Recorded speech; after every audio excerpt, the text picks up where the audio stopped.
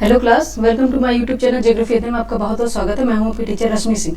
आज बताने जा रही हूं आपको कि क्या है नॉर्मलाइजेशन। नॉर्मलाइजेशन क्या है, और जैसे कि आपने बताया है, कल आपको पता होगा कि कल सुप्रीम कोर्ट ने एक फैसला दिया है, ठीक है, जिसको लेकर काफ़ी बच्चे आश्वस्त हो गए हैं कि क्या एग्ज़ाम फिर से हो सकता है या पोस्टपोन्ड होगा। जैसे बच्चों में ये कन्फ्यूजन बना हुआ है कि एग्ज़ाम फिर से हो सकता है या पोस्टपोन्ड होगा, ठीक है।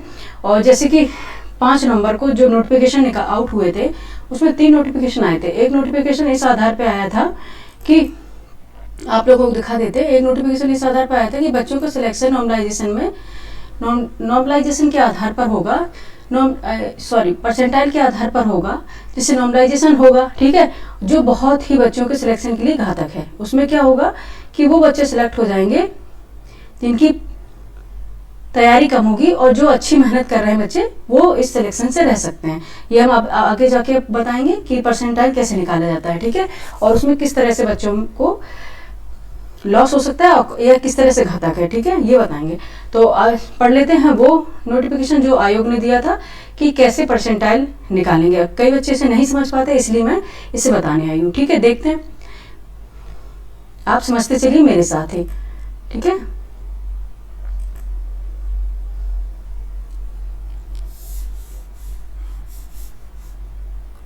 ये निकाला हुआ है, देखो, कार्यालय उत्तर प्रदेश लोक सेवा आयोग संख्या 121/04/ अति गोपन, ये सब प्रारंभ दिनांक 5 नवंबर 2024 को आउट किया गया था, ठीक है। इसमें बताया गया, एतत् द्वारा सूचित किया जाता है कि उत्तर प्रदेश लोक सेवा आयोग द्वारा जारी किसी विज्ञापन के सापेक्ष प्रारंभिक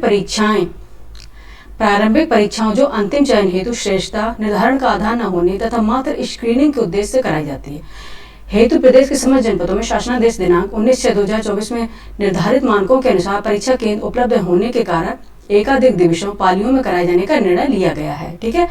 नेक्स्ट बताएगा, किसी एक विज्ञापन के सापेक्ष एकाधिक दिवसों पालियों में आयोजित कराई जाने वाली परीक्षाओं के मूल्यांकन प्रक्रिया संबंधी विषय की वस्तुपरक समीक्षा कर अपनी अनुशंसा उपलब्ध कराने हेतु आयोग द्वारा लब्ध प्रतिष्ठित विशेषज्ञों की एक उच्च स्तरीय समिति गठित की गई है, ठीक है। नेक्स्ट बताया गया, देश के विभिन्न प्रतिष्ठित भर्ती निकायों आयोगों आदि में किसी एक विज्ञापन के सापेक्ष एकाधिक दिवसों पालियों में आयोजित कराई जाने वाली परीक्षाओं के मूल्यांकन हेतु पूर्व से प्रचलित व्यवस्था एवं सिविल अपील संख्या 228/2022 उत्तर प्रदेश राज्य व अन्य बनाम अतुल कुमार द्विवेदी व अन्य पारित माननीय उच्चतम न्यायालय के निर्णय, ये बताया गया कि कहाँ पे ये हुआ है नॉर्मलाइजेशन के आधार पे। तो इन्होंने अपना आयोग ने इसको मेंशन किया है इसमें। निर्णय दिनांक 7 जनवरी 2022 माननीय उच्च न्यायालय पंजाब एवं हरियाणा चंडीगढ़ द्वारा CWP, ठीक है, और ये संख्या है राकेश सिहाग बनाम हरियाणा राज्य व अन्य पारित निर्णय दिनांक 11/8/2023 तथा रिट याचिका C संख्या 2860/2024 सेतु विनीत गोयनका बनाम राष्ट्रीय टेस्टिंग एजेंसी व अन्य माननीय माननीय उच्च न्यायालय नई दिल्ली द्वारा पारित निर्णय दिनांक, ठीक, उच्च न्यायालय, ये यहाँ पे कोमा लगा हुआ है, माननीय उच्च न्यायालय। फिर नेक्स्ट नई दिल्ली द्वारा पारित निर्णय दिनांक 27/2/2024 एवं अन्य विभिन्न प्रकरणों एवं माननीय न्यायालयों तथा तद विषयक पारित आदेशों का अध्ययन और विषय का गहन अनुशीलन एवं समीक्षा करने हेतु गठित उच्च स्तरीय समिति द्वारा मूल्यांकन हेतु अपनी निम्न वस्तुपरक अनुशंसा उपलब्ध कराएगी, ठीक है। और ये बताया गया परसेंटाइल के, ये फॉर्मूला बताया गया किस तरह से परसेंटाइल निकाला जाएगा, ठीक है। ये फॉर्मूला बताया हुआ है, देखो, परसेंटाइल कैसे निकाला जाएगा। Number of candidate in shift having raw score less than 1 equal to, ये परसेंटाइल है XIJ, ठीक है। और इसमें डिवाइड बाई कितना रहेगा, total number of candidates appearing in shift, जितने नंबर ऑफ टोटल जो स्टूडेंट होंगे जो एग्जाम में बैठेंगे, मतलब जो प्रेजेंट होंगे, वो ये नहीं कि इसमें फॉर्म भरे, जो प्रेजेंट होंगे उनकी संख्या, और मल्टीप्लाई 100, ठीक है, मल्टीप्लाई 100 ये होगा। ये परसेंटेज स्कोर निकाले जाएगा कैसे, number of candidate shift having, जो बच्चों के स्कोर आएंगे, जैसे अगर किसी बच्चे का 120 नंबर आता है, 120 नंबर इन स्कोर हासिल करता है कोई बच्चा, ठीक है, उसके ही समकक्ष और भी बच्चे स्कोर लाते हैं, उससे थोड़ा बहुत कम लाते हैं, ठीक है, इसमें बताया लेस देन और इक्वल, ठीक है, लाते हैं, तो उनका होगा टोटल नंबर, और total number of candidate appearing in appearing in shift में होंगे, ठीक है, और मल्टीप्लाई 100। इस तरह से टोटल परसेंटाइज निकाला जाएगा, निकाल के भी हम बता देंगे आपको, ठीक है। और ये नेक्स्ट बताएगा, उत्तर प्रदेश लोक सेवा आयोग द्वारा गठित लब्ध प्रतिष्ठित विशेषज्ञों की उच्च स्तरीय समिति की अनुशंसा, शुचिता, गुणधर्मता, पारदर्शिता सुनिश्चित करने हेतु 2 या 2 से अधिक दिवसों पालियों में होने वाली वस्तुनिष्ठ प्रकार परीक्षा मूल्यांकन हेतु उक्त प्रक्रिया अपनाई जाएगी, ठीक है। और नेक्स्ट भाई यहाँ यह भी कहना समीचीन होगा कि मूल्यांकन हेतु अपनाई जाने वाली उक्त प्रक्रिया कंप्यूटर सिस्टम आधारित सॉफ्टवेयर प्रोग्राम के माध्यम से होगी तथा तदनुसार ही उक्त तरह की परीक्षाओं की चयन प्रक्रिया सुचिता पूर्वक पूर्ण कराई जाएगी, ठीक है। आयोग ने सब कुछ बता दिया कि किस तरह से हम क्योंकि नोटिफिकेशन आउट कर देते हैं कि किस तरह से हम इस परीक्षा को कराएंगे और क्या आधार होगा, क्या इसका मानक होगा, ये बताया गया, ठीक है। और परसेंटेज निकालना बताते हैं, और लेकिन साथ में ही आपको बताएंगे कि सुप्रीम कोर्ट का ये निर्णय आने के बाद, ठीक है, बच्चों में अब यह कंफ्यूजन हो रही है कि क्या एग्जाम फिर से पोस्टपोन्ड होगा, कि क्योंकि नॉर्मलाइजेशन बच्चे नहीं चाहते, और बिल्कुल मैं भी चाहती हूँ कि नॉर्मलाइजेशन नहीं होना चाहिए, क्योंकि उसमें बच्चों का घाटा है, ठीक है। बच्चे बहुत ही लॉस में जाएंगे और जिनका सिलेक्शन होना होगा वो बेचारे रह जाएंगे, ठीक है। इसलिए नॉर्मलाइजेशन नहीं होना। एग्जाम तो आप चाहे कल करा लो, एग्जाम आप जिस डेट में करा रहे उस दिन करा लो, लेकिन एक दिन ही एग्जाम होना चाहिए जिससे बच्चे नॉर्मलाइजेशन से बच सके, ठीक है। तो बताते हैं कि आपको कैसे परसेंटाइल निकाला जाएगा, ठीक है। नॉर्मलाइजेशन क्या है और क्यों है घातक, ठीक है। नॉर्मलाइजेशन क्या है और क्यों है घातक, ठीक है। जैसे कि बताया गया है कि नॉर्मलाइजेशन कैसे निकाला जाएगा, बताएंगे आपको परसेंटाइल के आधार पर, ठीक है। एक मिनट, हाँ,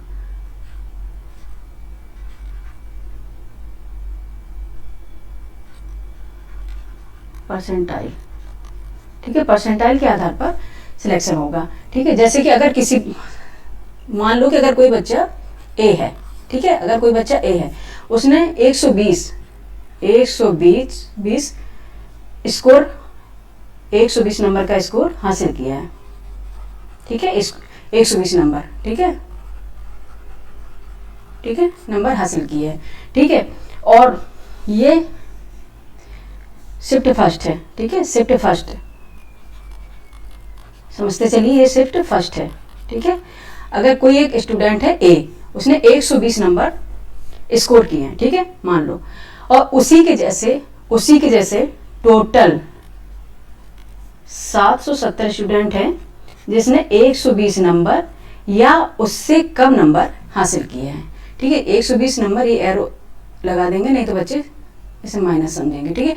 700 टोटल 770 स्टूडेंट है जिसने 120 या उससे कम नंबर हासिल किए, तब इसको कैसे निकाले जाएंगे। और टोटल स्टूडेंट कितने अपीयर हो रहा है इसमें, टोटल स्टूडेंट अपीयर हो रहे हैं जो बैठेंगे एग्जाम में, टोटल स्टूडेंट मान लो 1100 होंगे, ठीक है, ये मान लेते हैं, अब एज्यूम कर ले, ठीक है, क्योंकि कितने हैं टोटल स्टूडेंट, कितने होंगे 1100, ये मान लो आप, ठीक है। तो अब इसको परसेंटाइल में कैसे निकाला जाएगा, ठीक है। तो कितने स्टूडेंट है जो स्कोर हासिल 120 एक बच्चे का आ रहा था, उसी के जैसे 770 बच्चे हैं जिन्होंने 120 या उससे कम स्कोर हासिल किए, और टोटल अपीयर कितने हुए, टोटल अपीयर बैठे कितने बच्चे, तो टोटल 1100। तो अब इसको निकाला जाएगा परसेंटाइल, इसका कैसे निकाला जाएगा, ठीक है। ये 770 टोटल जैसे उसमें बताया था score equal and less than, ठीक है, बताया था अभी जैसे हम बता रहे थे, परसेंटाइल ने 770 ये, और कितने बैठे 1100, ठीक है, 1100 बैठे, मल्टीप्लाई 100 यहाँ पे आ जाएगा, यहाँ पे होगा मल्टीप्लाई, एक मिनट,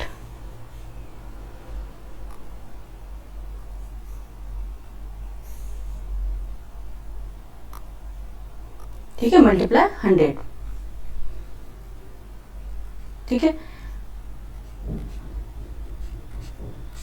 तो कितना आ गया 70%, क्या आ गया 70%, ये कितने 70% बच्चे हैं जिनके कितना 120 स्कोर नंबर हासिल किया है, ठीक है। ये और शिफ्ट अगर दूसरी देख लेते, अब शिफ्ट दूसरे में भी एग्जाम होना है, क्योंकि शिफ्ट बताया ना, तो उसका अब देख ले नॉर्मलाइजेशन कैसे होता है, देख लीजिए बच्चे, ठीक है, शिफ्ट दूसरे में एग्जाम होना है।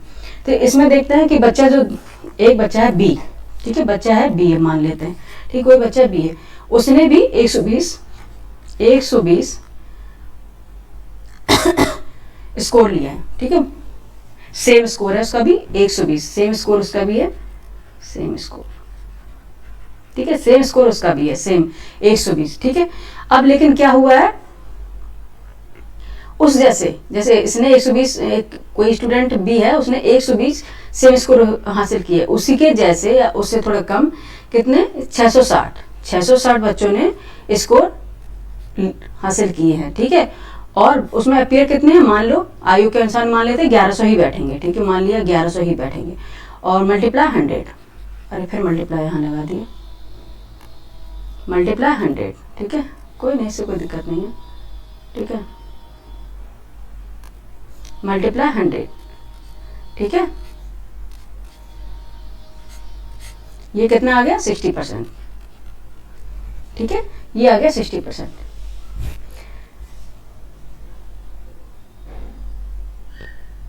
ठीक है, ये आ गया 60%। अब आप देख लीजिएगा, यहाँ पे आया 70%, एक मिनट, यहाँ पे आया, स्कोर बोर्ड दिख क्यों नहीं रहा है, ठीक, ये है, यहाँ पे आया 70% और यहाँ पे आया 60%। तो जो ये 70% आया इसका तो सिलेक्शन हो गया, इसका सिलेक्शन हो गया 70% वाले का, लेकिन जो 60% आया इसका सिलेक्शन नहीं होगा क्योंकि ये 70%, लेकिन नंबर दोनों ने सेम ही हासिल किए थे। देखो नंबर सेम ही स्कोर था इनका, 120 इसका भी था और 120 इसका था। तो नॉर्मलाइजेशन ये घाटा होने वाला बच्चे कि एक जैसे नंबर होने के बावजूद बच्चों को सिलेक्शन नहीं होगा, क्योंकि डिपेंड किस पे करेगा कि कितने बच्चे अपियर होते हैं, कितने बच्चे उस शिफ्ट में बैठते हैं, ठीक है। अब ये बच्चे तो अभी आयोग तो करेगा नहीं का एक ही जैसे ही बच्चे बैठे कि एक ही शिफ्ट में, किसी शिफ्ट में बहुत ज्यादा बच्चे बैठेंगे और किसी शिफ्ट में बहुत कम बच्चे बैठने वाले हैं, ठीक है। इसलिए ये नॉर्मलाइजेशन में ये घाटा होने वाला है कि इसमें सिलेक्शन अगर 120 है, देखो सेम नंबर होने के बावजूद भी सिलेक्शन इस बच्चे का हो रहा है और इसका भी 120 पर इसका सिलेक्शन नहीं हो रहा है, इसका सिलेक्शन नहीं हो रहा है और इसका सिलेक्शन हो रहा है, ठीक है, इसका सिलेक्शन हो रहा है। ये है, दूसरे एग्जाम्पल से भी समझ लो, अगर इसमें समझ नहीं आया तो दूसरा एग्जाम्पल ही हमें बता दे रहे हैं। सेकंड एग्जाम्पल से देख लीजिए, ठीक है, सेकंड एग्जाम्पल से देख लीजिए।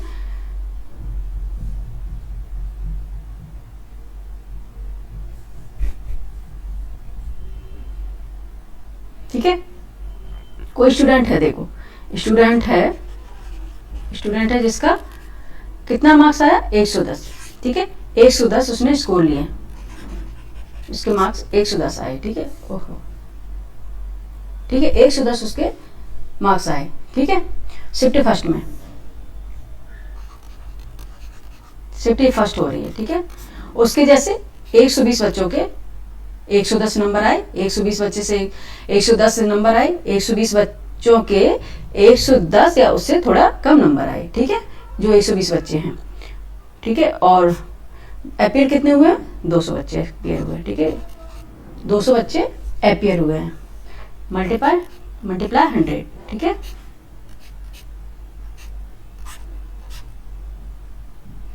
कितना आया 60%, कितना आया 60%, ठीक है, कितना आया 60%। अब शिफ्ट 2 में देख लीजिए, ये शिफ्ट 2 है, ठीक है, शिफ्ट 2 में, ओहो बार बार क्या हो रहा है, शिफ्ट 2 में है, ठीक है। इसमें क्या है, 110 जो मार्क्स थे, जो बच्चा लाया था 110, कोई स्टूडेंट लाया था, उसके ही जैसे उस 130 बच्चों ने मार्क्स लाए, ठीक है, 130, ठीक है, 130 बच्चों के मार्क्स आए, ठीक है।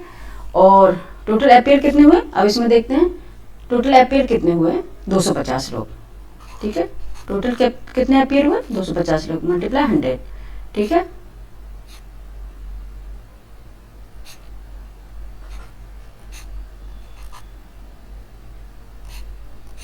ठीक है, 26, तो ये कितना हुआ 52%, एक मिनट,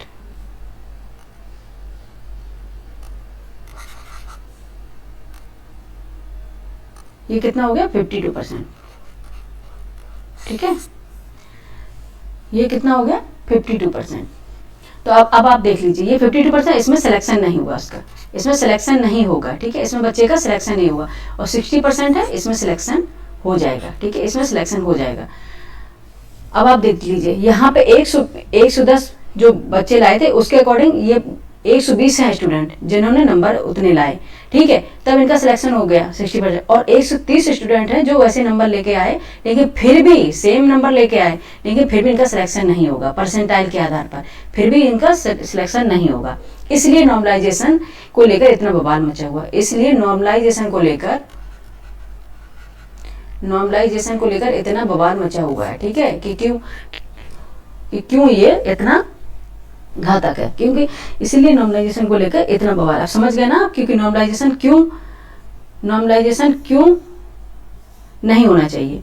इसमें वो बच्चे सिलेक्ट हो जाएंगे, ठीक है, जिनकी नहीं तैयारी रहेगी, और वो बच्चे रह सकते हैं, सिलेक्शन से वंचित हो सकते हैं जो बच्चे काफी मेहनती हैं और काफी अपना कंसंट्रेशन से पढ़ाई भी कर रहे हैं।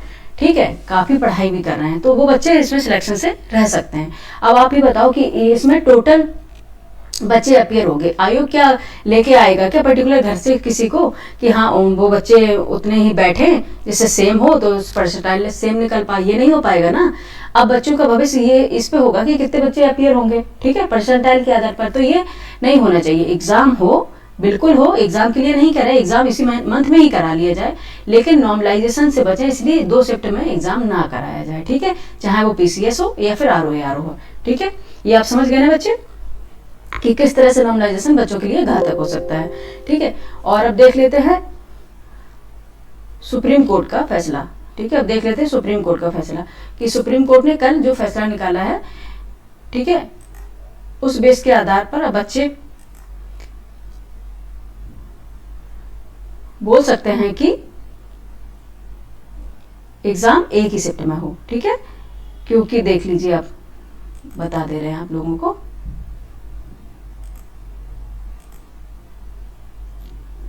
ये देखो आज तक की भी है, आज तक के न्यूज़पेपर में भी है, हिंदुस्तान में भी है, नवभारत टाइम्स में, अमर उजाला में भी है। ठीक है,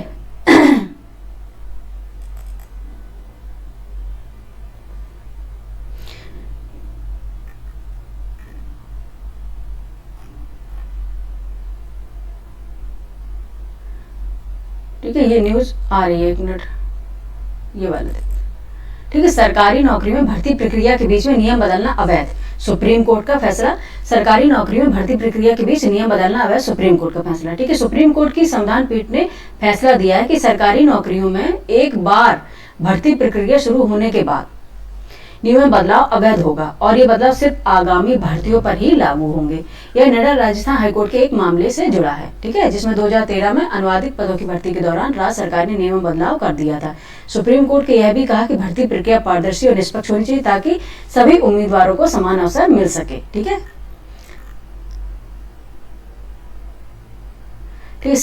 सुप्रीम कोर्ट की संविधान पीठ ने सरकारी नौकरी की भर्ती प्रक्रिया में महत्वपूर्ण फैसला दिया है।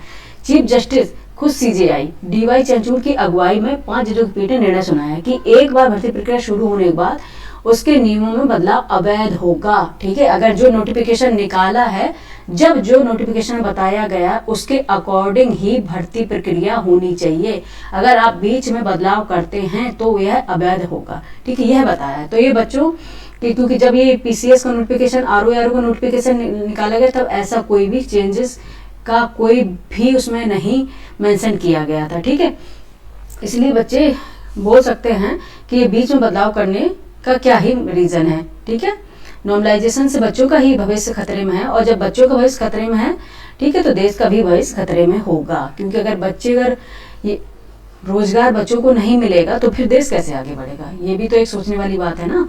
ठीक है, तो ये काफी न्यूज आई हुई है। ठीक है, सभी में ये न्यूज चल रही है, देख लीजिए। क्या सरकारी नौकरी भर्ती के नियम बदले जा सकते हैं? सुप्रीम कोर्ट ने दिया अहम फैसला कि अवैध होगा ये, क्योंकि बीच में भर्ती प्रक्रिया शुरू होने में जो भी आपने नियम या रूल्स मेंशन किए हैं उसी के अकॉर्डिंग ही आपकी भर्ती प्रक्रिया होगी। ठीक है, अगर बीच में आप बदलाव करते हैं तो यह अवैध होगा। ठीक है, ये बताया गया है। ठीक है, तो ये बच्चे हम बताने के लिए आए हैं। अब आप लोगों को क्या करना है, ठीक है, कि ज्यादा से ज्यादा धरना प्रदर्शन करना है, क्योंकि जिससे नॉर्मलाइजेशन से बच जा सके। लेकिन एग्जाम को पोस्टपोन नहीं बोला कि एग्जाम पोस्टपोन नहीं, एग्जाम हो लेकिन एक शिफ्ट में हो। क्योंकि एग्जाम तो बच्चे कब से 1 साल ही वेट कर रहे हैं एग्जाम के लिए, एग्जाम होना चाहिए। हम एग्जाम के खिलाफ बिल्कुल भी नहीं है, हम भी आयोग से हमारी भी एक निवेदन है कि हम एग्जाम के खिलाफ बिल्कुल भी नहीं है। एग्जाम अगर आप इसी महीने लेना चाहते हैं आप ले सकते हैं, ठीक है, सभी बच्चे तैयारी कर रहे हैं, लेकिन ये आपको भी सोचना चाहिए कि यह एक नॉर्मलाइजेशन से काफ़ी बच्चों के भविष्य खतरे में हो सकता है, ठीक है। बस अब बच्चे, लेकिन आप लोग ये बिल्कुल नहीं सोचें कि लगातार ये न्यूज़ चल रही है होगा एग्ज़ाम कि नहीं होगा एग्ज़ाम। आप लगातार अपना क्लास जैसे कर रहे हैं करते रहिए। कल हम लेके फिर ज्योग्राफी के आएंगे। फास्ट डिवीजन रैपिड कोर्स हमने स्टार्ट कर दिया है पूरा। फास्ट डिवीजन एक टेस्ट सीरीज हो गई है, बहुत मोस्ट इंपॉर्टेंट क्वेश्चन की टेस्ट सीरीज हम करा रहे हैं, ठीक है। आप लोगों कल हम लेके आएंगे, तो आप जो वीडियो पढ़ा हुआ है उसे अच्छी तरह से देख लीजिए। और पढ़ाई में कोई ढिलाई नहीं होनी चाहिए, कोई बिल्कुल भी आप लूज नहीं होंगे, लगातार आप पढ़ाई करते रहेंगे। अगर आपको सिलेक्शन चाहिए, आयोग ले एग्जाम तो भी आपके लिए बेटर है, और मेरे हिसाब से तो एग्जाम पोस्टपोन नहीं होना चाहिए। हाँ, लेकिन शिफ्ट में ना होकर एक ही शिफ्ट में एग्जाम हो, ठीक है। तो आप लोग बच्चे पढ़ते रहे, जहाँ भी रहें, मस्त रहें, व्यस्त रहें, ठीक है। Thank you for watching.